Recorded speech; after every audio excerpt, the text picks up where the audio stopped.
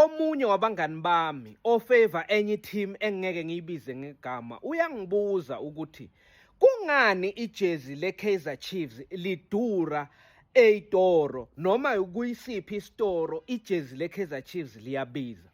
Kungithathe isikhathi ukuthi ngimchazele naye azwisise, kodwa into engijabulisayo ugcine azwisisile futhi abona ukuthi kungani ijezi leKaizer Chiefs libiza. Isizathu sokuqala, le jezi leli linento ebizwa ngokuthi yi-ventilation zone. Le ventilation zone yilapho kungena khona umoya.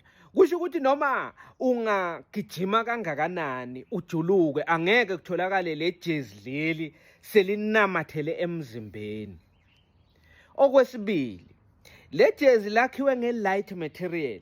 Ngamanye amazwi alikusindi.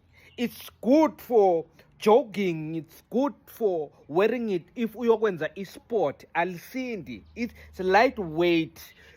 Esinye isizathu esenza ukuthi le jezi leli libize, it's this sense of belonging oba nayo bese ugcoke le jezi noma unalo kungelakho.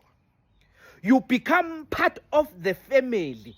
Uyabona nawe uma uligcokile uyabona ukuthi hayi no, angisiye nje umlandeli ngegama. Kunento engingayikhomba ngithi le iyona into engihlanganisa nale team. You can spend imali noma le jezi leli bangalikhuphula ke, kodwa singabalandeli ngoba sifuna that sense of belonging to this bigger mighty family yeKaizer Chiefs. Sizolithenga. Esinye isizathu ukuthi le jezi leli it's in global demand. Ngamanye amazwi akusiye abantu baseNingizimu Afrika kuphela abalifunayo.